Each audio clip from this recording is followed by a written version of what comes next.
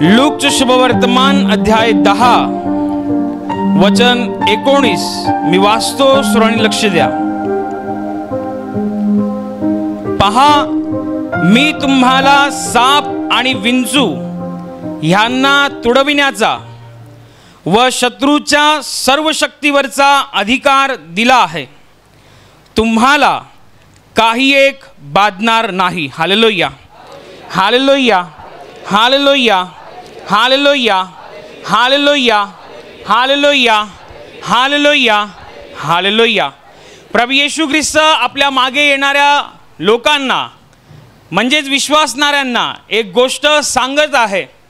एक गोष्ट अधिकृतरित्या तो समजावून देत आहे.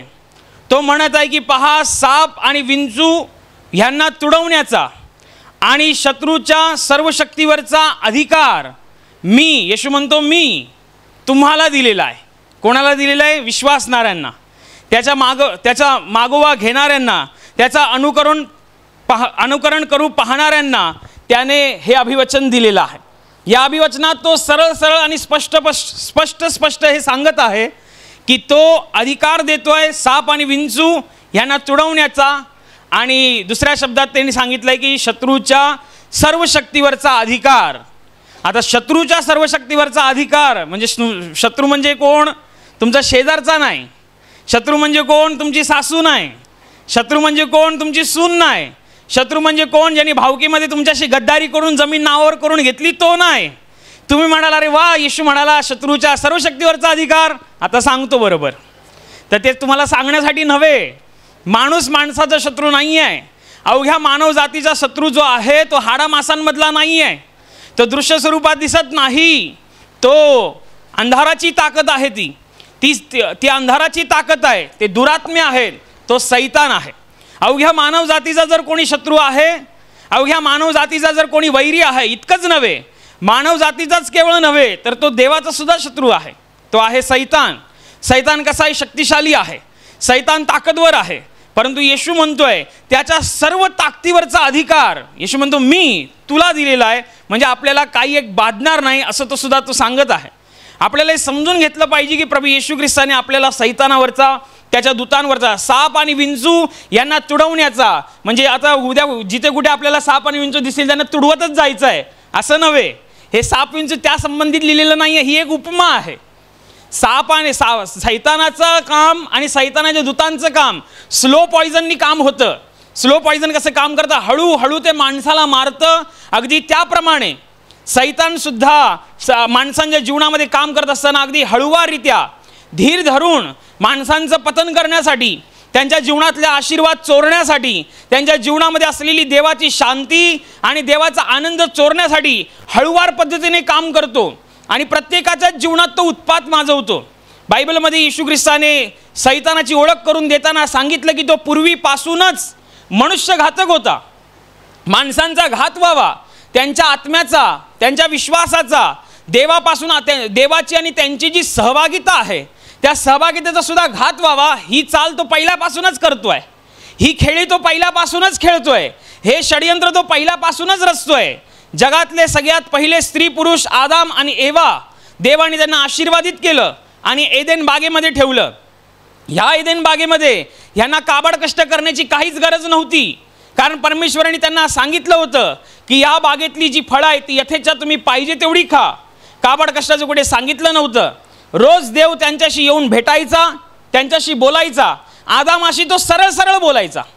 रोज एक निश्चित वेळेनुसार परमेश्वर त्यांची भेट घ्यायचा. आदाम काहीतरी सांगायचा, देव काहीतरी सांगायचा, आदाम काहीतरी विचारायचा, देव पण त्याला काहीतरी विचारायचा की एवढा सुंदर निसर्ग बनवलाय, आज तू काय पाहिलंस, आज तू कशाचा अनुभव घेतलास, आज तुला कशामध्ये नवल वाटलं. सगळं काही एका मित्राप्रमाणे सर्व चालू आहे. मानवजात देवाच्या व्यंगेत होती. मानवजात देवाच्या नजरेसमोर राहत होती. देवाच्या उपस्थितीत आणि त्याच्या सहभागितेत राहत होती. आणि मग तिकडे जो दुष्ट लबाड सैतान ह्याला ते पाहवलं नाही. त्यांनी फितुरी करून, त्याने अगदी चालाकी करून जगातली पहिली स्त्री एवा हिला बहकवलं, हिला फसवलं आणि पाप करायला भाग पाडलं. एवेने पाप केलंच, परंतु तिने पुढे जाऊन आपला पती आदाम ह्याला सुद्धा पाप करायला लावलं आणि मानवजात पापी म्हणून घोषित झाली. मानवाच्या जीवनामध्ये मरणाने प्रवेश केला. मानवाच्या जीवनामध्ये काबड कष्टांनी प्रवेश केलं आणि मग ज्या एदेन बागेमध्ये हे जगातले पहिले स्त्री पुरुष देवाच्या सहवासात, देवाच्या सहभागितेत राहत होते, देवाशी ते आमने सामने बोलत होते, पाप केल्यामुळे ते देवाच्या गौरवाला उणे पडले.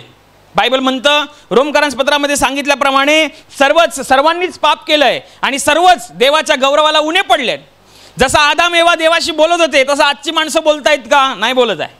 जसं आदाम एवा देवाच्या एवढ्या महान उपस्थितीमध्ये नेहमी वावरायचे, उठणं बसणं चालणं बोलणं सगळं काही देवामध्ये होतं, आज तसं आहे का? नाही. कारण ते सुरुवातीपासूनच, प्रारंभापासूनच सैतानाने ते बहकवून आदाम एवाला म्हणजे जगातल्या पहिल्या स्त्री पुरुषांना पापामध्ये पाडलं आणि पापामध्ये पडल्यामुळे मानवाच्या जीवनामध्ये मरण यातना सुरू झाल्या, मानवाच्या जीवनामध्ये काबाड कष्ट सुरू झाले, मानवाच्या जीवनामध्ये घाम गाळून कष्ट करून आपली भाकर मिळवणं हे सगळं काही सुरू झालं आणि देवाच्या गौरवापासून ते लांब लांब लांब आणि अधिकच लांब जायला लागले आणि मग नंतर स्वैराचारामध्ये वागायला लागले.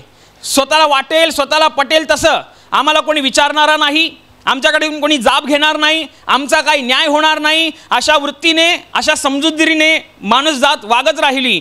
परंतु बायबल म्हणतं की तो महान परमेश्वर ज्याला अवघ्या मानव जातीची चिंता आहे, मग तो कोणी असोत, काळा असोत, गोरा असोत, उंच असोत, ठेंगणा असोत, कडका असोत, जाडा असोत, तो भारतात राहणार असो नाही तर साऊथ आफ्रिकेत राहणार असोत, जगाच्या कानाकोपऱ्यात जिथे कुठे देवाने मानव जात घडवलेली आहे त्या सगळ्यांसाठी देवाने स्वर्गात योजना आखली आणि त्याचा पुत्र प्रभू येशू ख्रिस्त याला या जगात पाठवलं.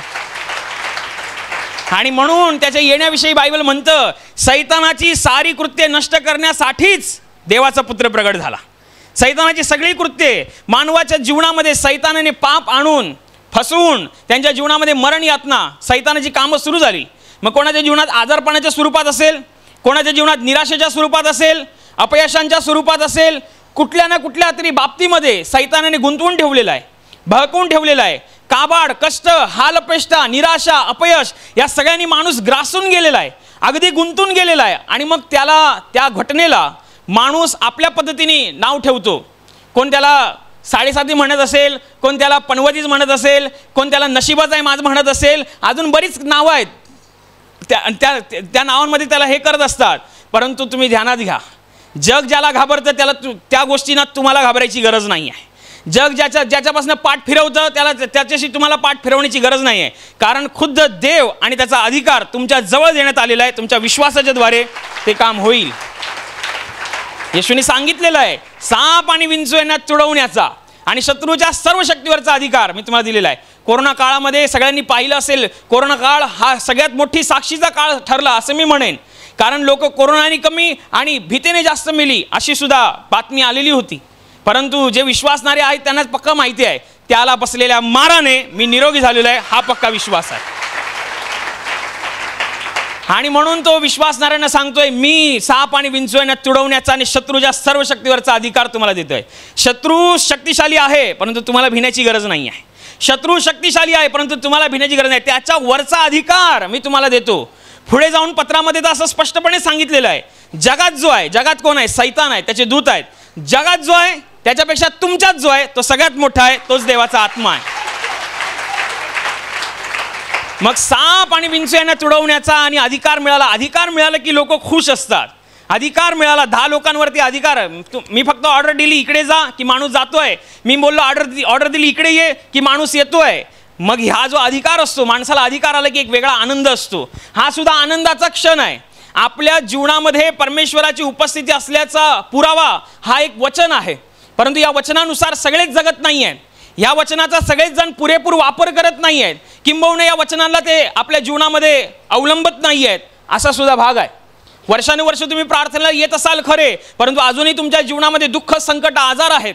अजूनही तुम्ही जगातली लोक जशी घाबरतात तशी तुम्ही घाबरत आहात.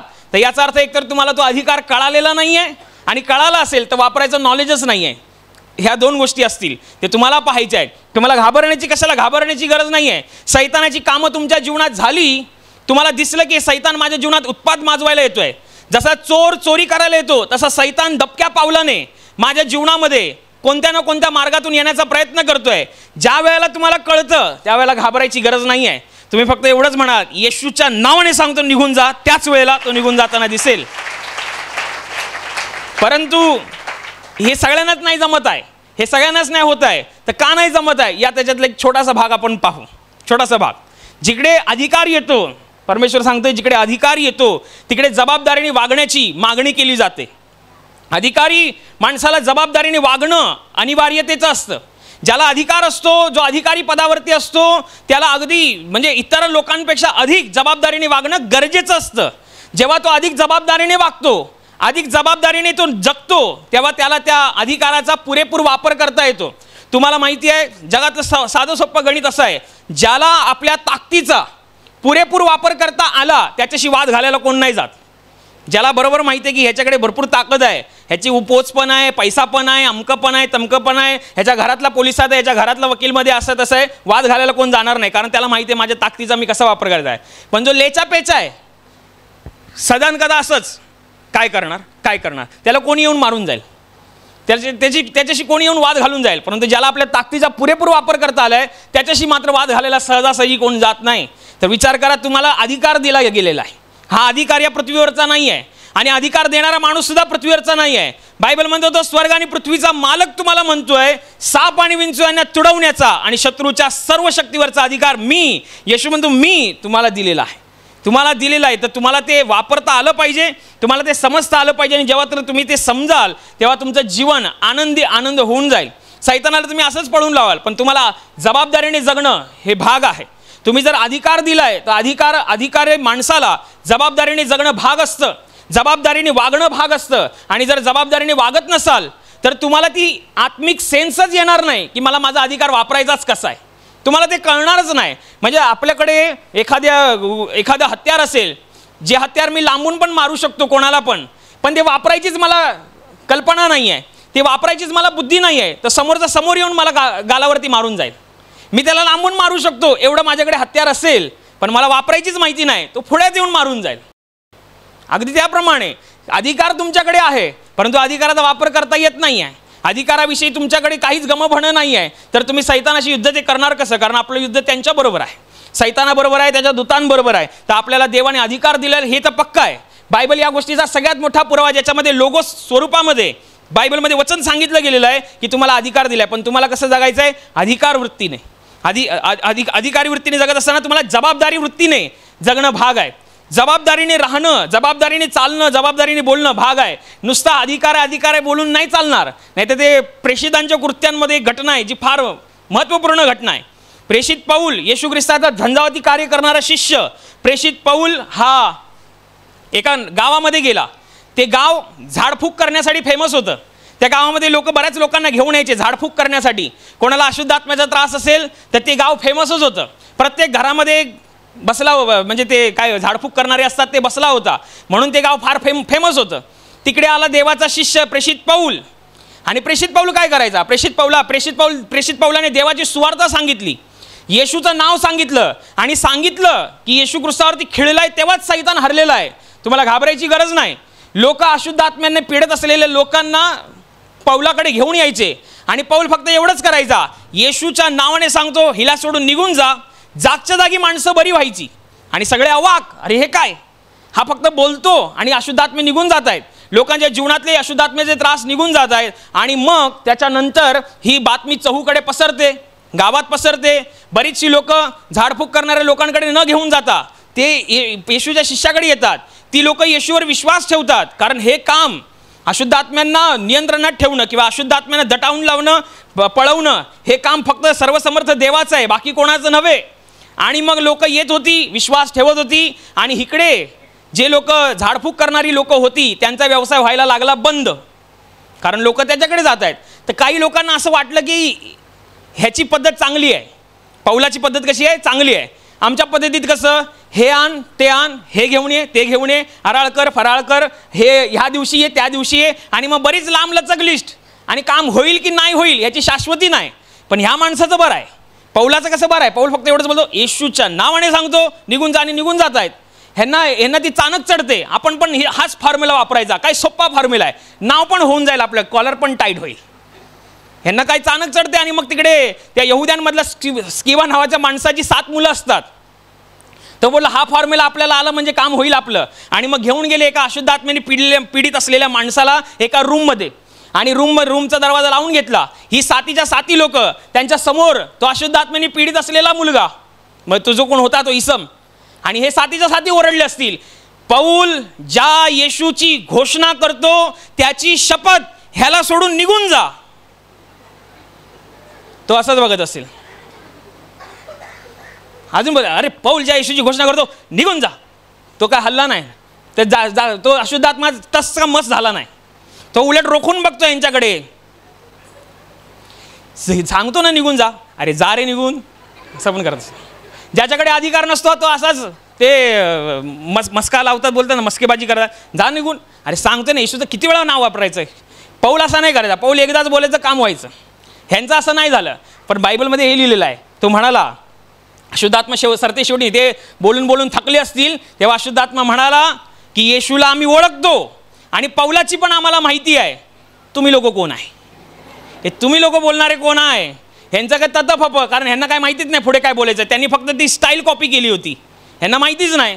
मग तो असा चौथाला अशुद्ध आत्मा सगळ्यांच्या अंगावरती त्यांनी उडी मारली. बायबलमध्ये लिहिलेलं सांगतंय, त्यांनी उडी मारली, त्यांच्या अंगावरचे कपडे फाडले, मारलं आणि घरातून सडो की पळो झाले. आता येशूचं नाव त्यांनी वापरलं नव्हतं का? वापरलं होतं. मग काम का नाही झालं तिकडे? आणि पौल काय येशूचं नाव वापरत नव्हतं का? तो पण वापरत होता. मग तिकडे कसं काय काम झालं? ती शिकण्याची गोष्ट आहे. जेव्हा तुमच्याकडे अधिकार दिलाय पण जबाबदारीने वागणं हे तुमचा स्वभाव नसेल, तो अधिकार काम नाही करणार. जबाबदारीने वागणं महत्त्वाचं आहे.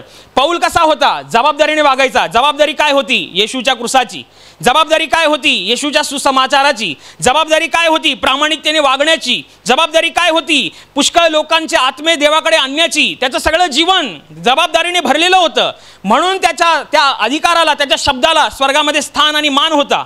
आणि हे कालचे आलेले आणि त्यांना असं वाटलं स्टाईल कॉपी करायचे म्हणून हे पण शिरले. ह्यांचं जीवन काय होतं? ह्यांचं जीवन होतं फसवेगिरी करणं, लोकांना अमुक तमुक आणायला सांगणं, हे करणं, घराची भर करून घेणं, पैसे उकळणं आणि फसवेगिरी करणं, पापामध्ये जीवन घालवणं, हे यांचं जीवन होतं. मग हे जीवन जबाबदारीचं जीवन आहे का?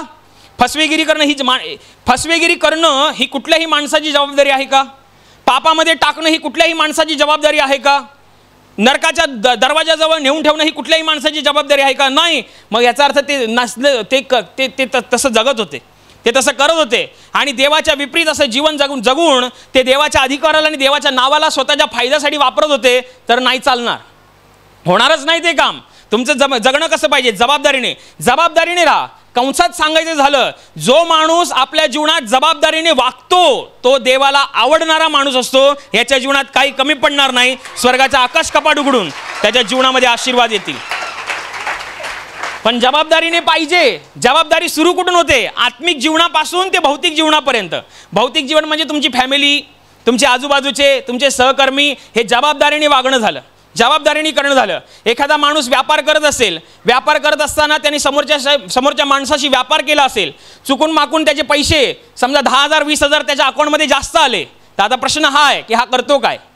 आपला माणूस करतो काय? तो जर असा असेल की नाही, देवाने मला प्रामाणिक राहण्याची जबाबदारी दिलेली आहे, तसं मला राहायला पाहिजे, तो जर सरळ मनाने ते पैसे, जे एक्स्ट्रा आलेले पैसे जाऊन त्याला देत असेल, याचा अर्थ ती जबाबदारी आहे. प्रार्थनेला येतोय आणि तो जबाबदारीने वागतोय, अधिकार काम करणार. पण प्रार्थनेला येतोय, जबाबदारीने वागत नाही. 20,000 आले ना, त्याला कळल्यावरती बघूया. जोपर्यंत त्याला कळत नाही आपण बोलायचं नाही. तर ध्यानात घ्या, तुमच्या जीवनात कधी सैतान काम करायला आला आणि तुम्ही म्हणालात जा रे, तो नाही जाणार. पण तुम्ही जर जबाबदारीने वागणारे असाल, प्रामाणिकतेने वागणारे असाल, पापापासून प्रामाणिकतेने लांब राहणारे असाल, तर ध्यानात घ्या, तुमच्या एका शब्दासरशी सैतान पळून जाईल. त्याची कामं तुमच्या जीवनातून नेस्तनाबूत होतील आणि साक्ष घडायला तुम्हाला जास्त वेळ लागणार नाही. म्हणून ही गोष्ट फार महत्त्वपूर्ण पद्धतीने जगता आली पाहिजे. तुम्ही तुमच्या जीवनामध्ये देवाने जी तुम्हाला जबाबदारी दिलेली आहे, जी कामं दिलेली आहेत, त्याच्याविषयी तुम्ही फार जबाबदारीपूर्वक राहिलं पाहिजे. सुरुवात तुमच्या वैयक्तिक प्रार्थनेपासूनच होते. 24 तासामधला असा किती तास आहे जो तुम्ही देवाशी जबाबदारीने घालवता? तुमच्या घरामध्ये किती मोठं बायबल पडलेलं आहे ते महत्त्वाचं नाही आहे. 1000चं पडलंय, 2000चं पडलंय ते महत्त्वाचं नाही आहे. बायबल तुम्ही किती वाचता हे महत्त्वाचं आहे. एकदा एक देवाचा दास एका प्रार्थना करण्यासाठी एका घरामध्ये आमंत्रित होता. तिकडे खानपान झालं आणि ते फार श्रीमंत घराणं होतं. चांदीच्या ताटामध्ये ते जेवत होते. आणि मग झालं असं, फादर प्रार्थना केली आणि ते निघून गेले, ते देवाचे दास निघून गेले. आणि मग त्याच्यानंतर थोड्या वेळाने त्या बहिणीला कळतं की घरामधला चांदीचा चमचा मिसिंग आहे, भेटत नाही आहे. शोधाशोध करते, तर मग ती देवाच्या दासाला फोन लावते की कदाचित तुमच्या सामानामध्ये किंवा पिशवीमध्ये पडला असेल तर चेक करा एकदा. तर ते म्हणले माझ्याकडे नाही आहे, तू घरातच शोध. आणि मग ती बरंच घर उलटा पालत करते, सगळं काही शोधते, परंतु तिला सापडत नाही. मग ती फोन करते प्रार्थना करा म्हणून सांगायला, की चांदीचा समजा सापडत नाही आहे, प्रार्थना करून म्हणून सांगायला. मग फोन करते, हॅलो ते सापडत नाही आहे. तर त्यांनी विचारलं सगळीकडे शोधलंस का? हो सगळीकडे शोधलं. सगळीकडे शोधलंस का? हो सगळीकडे शोधलं. बायबलमध्ये शोधलंस का? ती म्हणाली नाही, ते नाही शोधलं. कारण ते जेव्हा देवाचे दास तिकडे प्रार्थनेसाठी आमंत्रित होते, तेव्हा त्यांनी बघितलेलं की तिच्या घरातलं बायबल धूळखात पडलेलं होतं. किती महिने झाले तिने वाचलंच नसेल, आणि म्हणून बायबलमध्ये कोणतरी ठेवेल अशी तिला काहीच कल्पना नव्हती. आणि मग तेव्हा कळलं. मग बायबल तुमच्याकडे घरामध्ये 4-4 आहेत, 5-5 आहे, 6-6 आहे, ते महत्त्वाचं नाही. त्या बायबलमधली किती वचनं तुमच्या हृदय पटलावरती लिहिलेली आहेत आणि त्याच्यानुसार तुम्ही किती जगताय ह्याच्यावरती स्वर्गाच्या राज्यातले आशीर्वाद तुमच्या जीवनावरती अवलंबून आहेत. म्हणून फार जबाबदारीने जगा. तुमच्या वैयक्तिक प्रार्थनेविषयी तुमचा देवाने तुम्हाला आत्मिक भोजनासाठी कोणता दिवस ठरवला आहे? तुम्ही आज रविवारचे आलेले आहात. हा रविवारचा दिवस देवाने तुमच्यासाठी नियुक्त केलेला आहे. या दिवसाविषयी तुम्ही किती जबाबदारीने जगता हे महत्त्वाचं आहे. कंटाळा आलाय मला, जायला होत नाही आहे, 6 दिवस मी कामावर असतो, 7वा दिवस आहे, ऑनलाईन तर असतेच ना, तो ऑनलाईन बघतो. अरे बाबा ऑनलाईन पण काम करते, पण ती कोणासाठी? लांब राहतात त्यांच्यासाठी, जे सहजासहजी इथे पोचू शकत नाही. पण जो अर्ध्या तासावरती मी स्वतः 1 तास 1.5 तासावरनं येतो आणि तुम्ही अर्ध्या तासावरती राहत असाल, आम्ही जाणार नाही, आम्हाला काम जाम झालेलं आहे, मग मी ऑनलाईन बघतो. ही तुमची जबाबदारी आहे का? देवाने जो तुमच्यासाठी दिवस, जी वेळ, जी स्थान तुमच्यासाठी नियुक्त केले त्याच्याविषयी तुम्ही किती जबाबदारीने वागताय? जे बायबल तुमच्याकडे आहे त्याच्याविषयी किती जबाबदारीने वागताय? वैयक्तिक प्रार्थनेच्या वेळेला किती जबाबदारीने वागताय? हे झाल्यानंतर पुढचं घरातल्या लोकांशी किती जबाबदारीने वागताय? तुम्ही जर पती असाल तर पत्नीविषयी किती जबाबदारीने वागताय?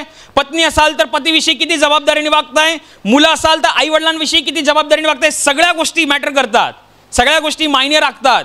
तुम्ही किती जबाबदारीने वागताय? ज्या ज्या भूमिका ज्या गोष्टी देवाने तुम्हाला देऊ केलेल्या आहेत त्या संबंधी तुम्ही किती जबाबदार आहात हे फार महत्त्वाचं आहे.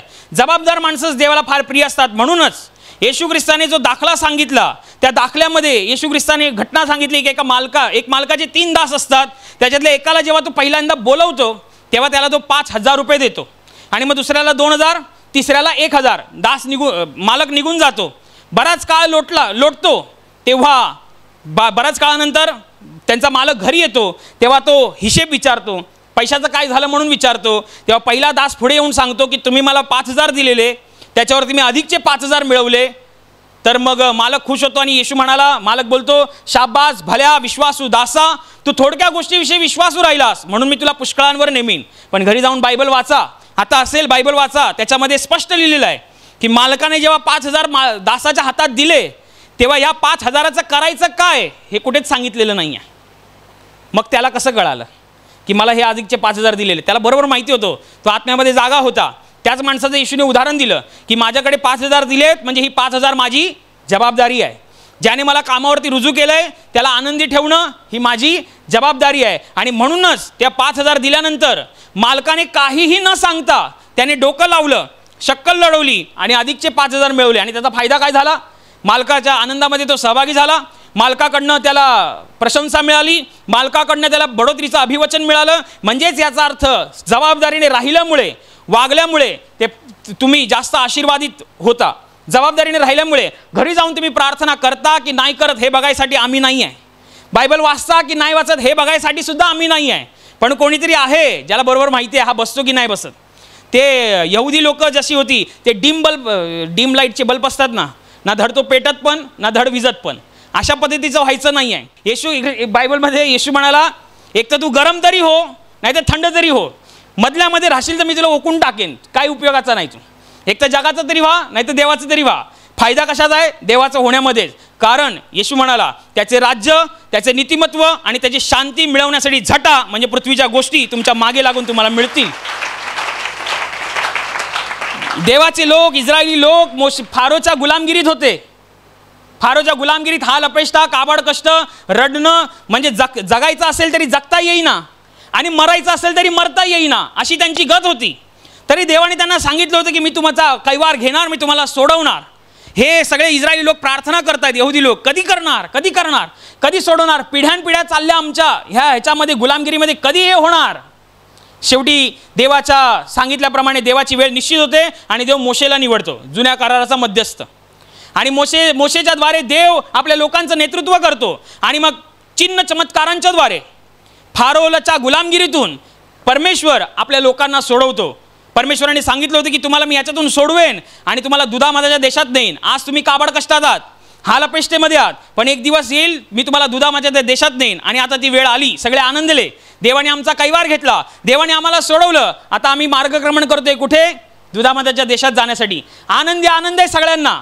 जो माणूस वर्षानुवर्ष म्हणजे कैदेत होता, हालअपेष्टेत होता, गुलामगिरीत जगत होता, तो माणूस आज स्वतंत्र आहे. काय आनंदाची ती लाट असेल. आनंद. धन्यवाद, हालेलुया, होसाना. सगळं काही व्यवस्थित चाललेत. भर वाळवंटात चाललेत. अचानक लागली यांना तहान लागल्यावर मोशेकडे आले आणि भडकले, बडबडायला लागले. काय सांगायचं तुला? आम्ही तिकडे होतो ते तुला बघवलं नाही काय? इकडे कशाला घेऊन आलास मारायला? तिकडे मेलो असतो तर आम्हाला पुरायला जागा नव्हत्या का? जे इथे मारायला घेऊन आलास तू? बडबड चालू आहे. मोशे पण अवाक राहिला असेल की ज्या देवाने यांना सोडवलं त्याचं धन्यवाद करायचं सोडून, ज्यांनी त्यांना एवढ्या वर्षाच्या गुलामगिरीतून सोडवलं तर पाणी देऊ शकत नाही, काय विश्वास नाही, काय नाही. असं कसं केलं तू? तसं कसं केलं तू? हे करायला नाही पाहिजे होतं, ते करायला नाही पाहिजे होतं. मोशेने देवाकडे बघितलं. तेव्हा परमेश्वर म्हणाला, तुझ्या हातात मी जी काठी दिली आहे, जी काठी तुझ्या हातात आहे ती दगडावरती मार, मी त्याच्यामधून झरा वाहीन, लोक पितील आणि तृप्त होतील. परमेश्वराच्या सांगण्यानुसार मोशेने काठी मारली, दगडातून पाणी आलं. भर वाळवंटात दगडातून पाणी पिऊन ती लोक तृप्त झाली. आणि मग हालेलुया, धन्यवाद, हालेलुया, धन्यवाद, हालेलुया, होसाना. देव किती महान आहे, देव आमची गरज भागवतो. हालेलुया, होसाना. चला, चांगली गोष्ट आहे, चालले पुढे. आता लागली भूक लागल्यावर परत वळाले मोशेकडे. तुला काय सांगायचं? तुझं लक्ष आहे की नाही? तू इकडे कशाला घेऊन आला? आम्ही तिथे मेलो असतं तर मारायला आम्हाला पुरायला जागा नव्हत्या का? जो तू आम्हाला इथे मारायला घेऊन आला. ते मोशेने कसं कंट्रोल केलं असेल देव जाणे. आणि मग त्यांनी मोशेने परत प्रार्थना केली. काय करायचं? देव म्हणाला, काळजी नको, आकाशातून मी मन्ना पाठवेन, ते खाऊन त्यांना जगायला सांग, त्यांची भूक भागवायला सांग. परमेश्वराने शब्दानुसार आकाशातून मन्ना पाठवला. इस्रायल लोक खाऊन तृप्त झाले. हालेलुया, होसाना. देव महान आहे, देव चांगला आहे, सगळ्यांची काळजी घेतो. आणि मग एक वेळ अशी पण आली की चालता ते किनाऱ्याजवळ पोचले. एक फार मोठा समुद्र तिकडे होता आणि फार वैतागला होता. त्याचा इगो हट झाला. एवढी लोक मी सोडली आणि मग त्याचा इगो हट झाला. सगळं सैन्य फौजफाटा गोळा केला आणि मग A to Z सगळ्यांना घेऊन इस्रायली लोकांचा पाठलाग करतायत. जिथे भेटतील तिथे धरून मारायचं, एकाला सुद्धा सोडायचं नाही, असं म्हणून त्यांनी ठरलं होतं. आणि हे यहुदी लोक, इस्रायली लोक तिकडे होते समुद्राच्या किनाऱ्यावर. बघतात तर काय, पुढे समुद्र आहे आणि मागे फारो आणि त्याचं सैन्य उघड्या तलवारी घेऊन फिरतायत. म्हणजे मागे गेले तरी मरणार, पुढे गेले तरी मरणार. वळाले परत मोशेकडे. तुला काय सांगायचं? आम्ही जिकडे होतो तिकडे तुला लक्ष नाही, आम्ही जिकडे होतो असं नाही तसं नाही, कुरकुर. मोशे म्हणतो, आता काय करू? परमेश्वर म्हणतो, मी आहे, मी वाचवणार आहे. तुझ्या हातात जी काठी आहे ती समुद्रावरती मार. आणि त्याने समुद्रावरती मारली. समुद्राचे 2 तुकडे झाले आणि देवाचे लोक त्याच्यातून बाहेर गेले. आणि पुढे काय झालं असेल सांगा? त्या समुद्राच्या किनाऱ्यावर तिकडे गेल्यानंतर काय झालं असेल सांगा? हालेलुया, होसाना. देव किती महान आहे, देव चांगला आहे. म्हणजे हे काय, तुमचं चांगलं झालं तर देव महान आहे आणि तुमच्या मर्जीनुसार नाही झालं मग तुम्ही काही करणार. आम्हाला तसं नाही व्हायचंय. काम झालं तरी येशू माझा परमेश्वर, नाही झालं तरीच माझा येशू परमेश्वर, असा तुमचा विश्वास पाहिजे. परमेश्वराचा मूल म्हणून ही तुमची जबाबदारी पाहिजे. परमेश्वराचा मुलगा, परमेश्वराची मुलगी म्हणून ही तुमची जबाबदारी पाहिजे. आज माझ्या वडिलाकडे मी मागितलं घरामध्ये, पप्पा मला खायला द्या, पप्पाने कॅडबरी दिली, पप्पा माझा चांगला आहे. आणि उद्याला परत मी कॅडबरी मागितली, पप्पाला माझी काळजी, कॅडबरीनी दात हे होतील म्हणून. मग पप्पा बोलतो नाही देणार. मग पप्पाकडे दिला सोडून, बाजूच्या घरात गेला, ओ काका मला कॅडबरी द्या, हाच माझा पप्पा. असं होणार आहे का? केलं तर काम तर तो प्रभू आहे आणि नाही केलं तर तो प्रभू नाही आहे. केलं तर तो सामर्थ्यशाली आहे आणि नाही केलं तर त्याचं सामर्थ्य कमी पडतंय? नाही, तो पहिल्यापासूनच सामर्थ्यशाली परमेश्वर आहे. स्वर्ग त्याचं राजासन आणि पृथ्वी त्याचं स्वर्ग त्याचं राजासन आणि पृथ्वी पदासन आहे. ही त्याची ताकद आहे, ही त्याची कुवत आहे. त्याच्या कुवतीच्या पलीकडचं, आपल्या बुद्धी सामर्थ्याच्या पलीकडचं त्याचं काम आहे. मग त्याच्यावरती आपल्याला शंका घेता कामा नये. देवावरती विश्वास ठेवलाय तर देवाने तुम्हाला अधिकार दिलाय आणि अधिकाराला वापरण्याची बुद्धी, समज आणि तो अधिकार अगदी म्हणजे प्रगल्भतेने कधी काम करणार? जेव्हा तुम्ही जबाबदारीने वागणारे असाल. नाहीतर एकाच ठिकाणी तुम्ही अधिकाराची घोषणा करताय आणि दुसऱ्या ठिकाणी तुम्हाला संताप झाल्यावरती तुम्ही तोंडातून अपशब्द काढताय, तर ध्यानात घ्या, अधिकार काम नाही करणार, कामच नाही करणार. तो एका ठिकाणी तुम्ही देवाला धन्यवाद देताय आणि दुसऱ्या ठिकाणी देवाची जी निर्मिती, जी मानव आहे, त्याचं जेव्हा तुम्हाला खटकतं तेव्हा तुम्ही त्याचा न्याय करायला जाता, दोषारोप करायला जाता, तर ध्यानात घ्या, अधिकार काम करणार नाही. अधिकाराला काम करायला द्यायचं आहे तर जबाबदारीने वागणं ही तुमची रिस्पॉन्सिबिलिटी आहे. जबाबदारीने वागणं हे अगत्याचं आहे, अनिवार्यतेचं आहे. कुठलीही गोष्ट डावलून चालणार नाही, कुठलीही गोष्ट तुम्हाला वगळून चालणार नाही. सगळ्याच गोष्टी तुम्हाला पकडायला पाहिजे. जे जे तुमच्याशी संबंधित आहे, तुमच्याशी निगडीत आहे, त्या सगळ्यांसंबंधी तुम्हाला अगदी जबाबदारीने वागणं फार गरजेचं आहे. आणि जितक्या जबाबदारीने वागाल तितका आपल्या देवाच्या राज्यामध्ये जास्तीत जास्त आशीर्वादासाठी आपण पात्र ठरू. Hallelujah, hallelujah, hallelujah. आणि आता प्रार्थना करण्याची वेळ आहे. प्रभू येशू म्हणाला, माझ्या नावाने तुम्ही पित्याजवळ जे काही मागाल ते तुम्हाला परमेश्वराच्या गौरवाकरिता देण्यात येईल. होय, त्याचं वचन हेच सत्य आहे. त्याचं वचन तो पूर्ण करणं जाणतो. तो आपल्या वचनांना पूर्ण करण्याचं सामर्थ्य बाळगतो. म्हणून त्याच्या वचनावर, त्याच्या सामर्थ्यावर विश्वास ठेवून आपण सर्व मिळून प्रार्थना करत आहोत. म्हणून तुमच्या ज्या भागाला आजार आहे त्या भागावर हात ठेवा. तिथे हात ठेवणं शक्य नसेल तर आपल्या छातीवर हात ठेवा. तुमच्या जीवनातील आणि शरीरातील प्रत्येक दुःख, संकट आणि आजार प्रभू येशूच्या पवित्र नावाने या क्षणाला नष्ट होत. तुमच्या जीवनातील बंधनं आणि श्राप प्रभू येशूने वाहिलेल्या त्याच्या पवित्र रक्ताद्वारे या क्षणाला तुटून जावत. तुमच्या जीवनातील समस्या आणि सैतानाचा भयावह अंधार प्रभू येशू ख्रिस्ताच्या दिव्य आणि पवित्र प्रकाशामध्ये पूर्णपणे नष्ट होत. तुमच्यावर, तुमच्या कुटुंबावर प्रभू येशू ख्रिस्ताचे महान आशीर्वाद येऊत. आमेन.